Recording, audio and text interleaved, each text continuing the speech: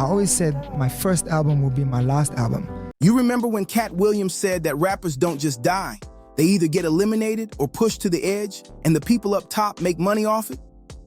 That sounded wild back then, like late-night conspiracy talk. But when you look at what happened to the South African superstar Ricky Rick, it doesn't feel so crazy anymore. His story is heavy, layered, and honestly, messed up. Ricky Rick wasn't just another artist chasing hits. He was one of the biggest voices in South Africa. Talented, sharp, fashion-forward, business-minded, and unapologetically proud to be black.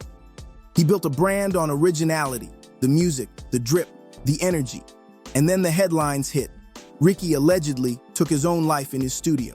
His family never definitively confirmed or denied that the death was self-inflicted, but we do know Ricky had opened up before about the pressure, the darkness, the weight he felt inside the industry. Quick PSA before we go deeper. This story touches on mental health and loss. If that's tough for you right now, please take care of yourself first. Reach out to someone you trust. Hit pause. Your peace matters more than any video. If you're still here, lock in. And if you want breakdowns that actually respect nuance, subscribe so you don't miss what we uncover next. Ricky, real name Ricardo Mikado, came out of KwaMashu and stamped his name across the country off pure authenticity. He didn't wait for big labels to crown him. He spoke to the kids directly, told them to dream bigger than their surroundings, to love themselves first, to find purpose beyond clout. He wasn't doing the usual ops talk just to feed an algorithm. He was advocating positivity, ownership, and community. And that is exactly where the problems start in an industry that profits off chaos. After his 2015 album Family Values went platinum, Ricky launched his imprint Cotton Club Records and partnered on a licensing deal with Sony Music Entertainment Africa. He pushed to put other artists on, to build something beyond himself. He talked openly about mental health, politics, and what it means to move differently as a black man in a system that monetizes pain. He told kids, stop chasing validation, stop letting brands sell you your insecurities, love yourself. But if young people do love themselves, how do corporations sell the fix? If artists own their image and masters, how do gatekeepers keep the cash machine humming? People compared Ricky to Tupac. Vision, vulnerability, the sense he knew time might be short. He even spoke about feeling like he might die young. And then February 23, 2022 arrived. Ricky was found in his Johannesburg studio. He was just 34. He left behind his wife, Bianca, and their 2 young children. Reports said self-inflicted, but the family statement didn't spell it out.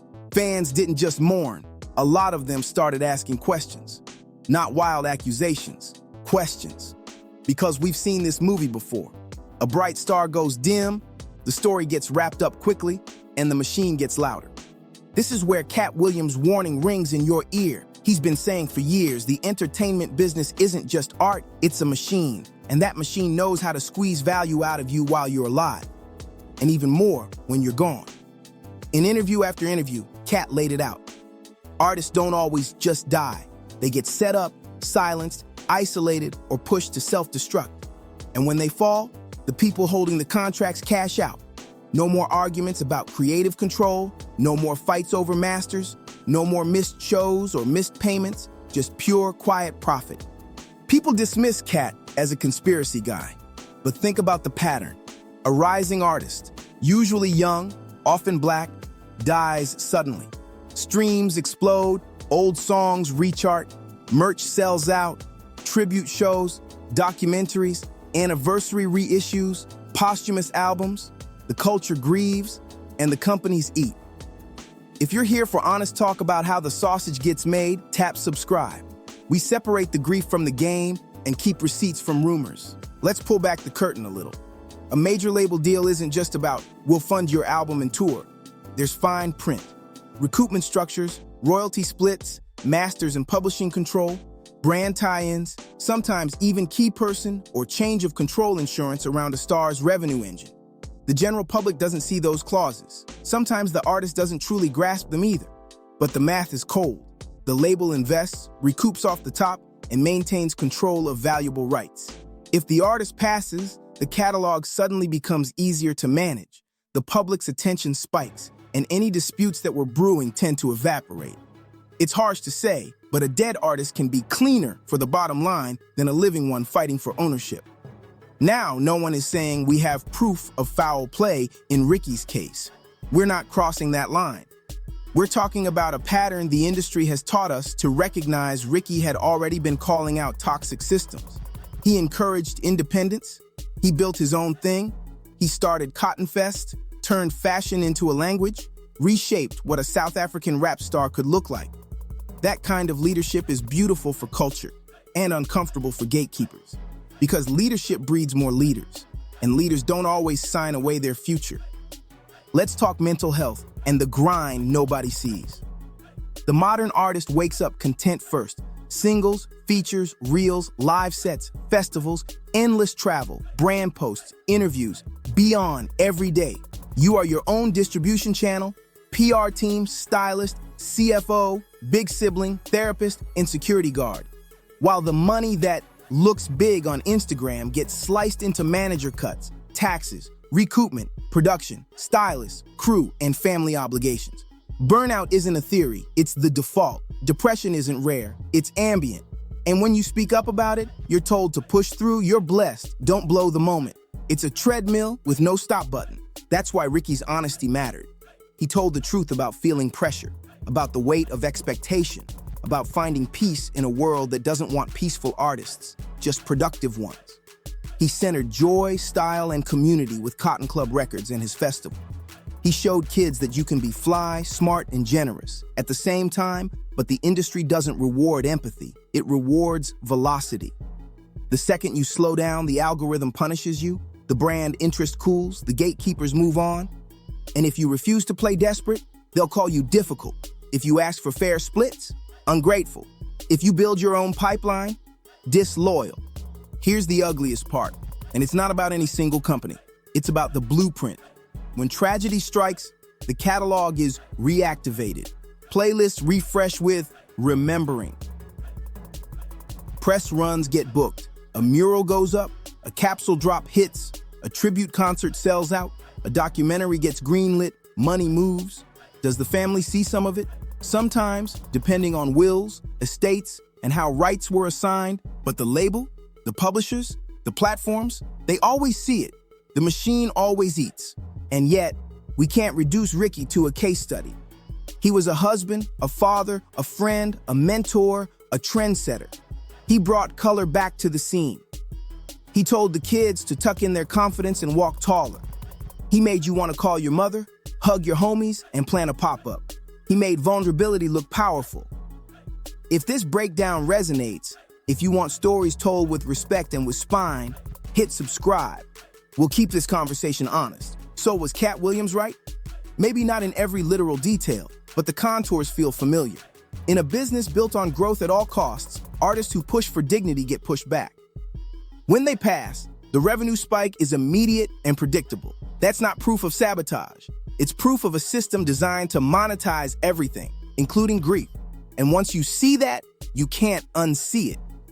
Let's also talk about how the pressure multiplies in a local context. Being huge in South Africa means carrying a country's hopes while negotiating a global industry that often treats African artists as emerging markets instead of peers you're expected to represent, to be perfect, to open doors for others, and never complain when the deals come in lighter, the budget smaller, the respect conditional. Ricky tried to alchemize that pressure into opportunity for others. He didn't just hoard the shine, he shared it. That's rare. And there's a cruel twist. The more you give, the less the machine understands you. It doesn't compute community. It understands units sold. It doesn't chart who you inspired. It charts how many sponsored views your memorial montage got. That disconnect, the human value versus the market value, breaks people. It leaves families answering questions they never wanted to face. It leaves fans with long timelines of RIP posts and short answers from the very institutions that profited the most. If you've been nodding along, don't just watch. Be part of the culture that protects the next Ricky. Support artists while they're here. Buy direct when you can. Ask labels about mental health resources and fair contracts. Push festivals to fund artist wellness. Champion managers who prioritize boundaries. Reward artists for taking breaks, not just running it up. And yes, subscribe here if you want more reporting that treats artists like people first. Back to the hard question. How many tragedies does it take before we call the pattern what it is? No, not a murder board with red string, an economic structure that makes tragedy profitable and wellness optional. If labels, publishers, and platforms know a death spike is real, and they do, then where are the safeguards designed to prevent despair? Where are the contracts that tie bonuses to artist well-being? Where's the industry-funded therapy on retainer, private, and stigma-free? If the answer is that's not how business works, then don't be shocked when people believe Katt over corporate statements. And for anyone tempted to say, it's just show business, toughen up, remember we're talking about humans, husbands, wives, children, parents. The music is the product, yes, but the person making it is not. Ricky Rick was more than a trend cycle. He was a culture builder. He deserved a system that held him up with the same force it used to sell him.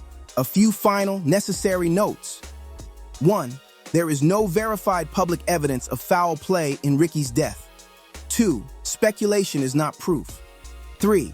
Patterns are worth examining precisely so future harm can be prevented. The goal isn't to sensationalize, it's to learn, to honor, to push for better. If that's your energy too, drop a comment with one concrete change you think the industry should make for artist wellness. And if you're new here, subscribe so you don't miss the follow-up, because we're going deeper on contracts, estates, and what posthumous really means for families. If you or someone you love is struggling, please talk to someone today. Reach out to a friend, a counselor, a local support line in your country. You are not alone. Your story matters. So, is it coincidence or design? Was Katt Williams right all along? Are labels just waiting for artists to break so they can cash in? Or is it a colder truth that the system doesn't care either way as long as the cash flow continues? You tell me. Sound off below. And if you want artist-first reporting, respectful storytelling, and real talk without the lazy rumors, hit subscribe and turn on notifications. We'll keep the conversation honest, and we'll be here for the next chapter, not just the headline. Top of form.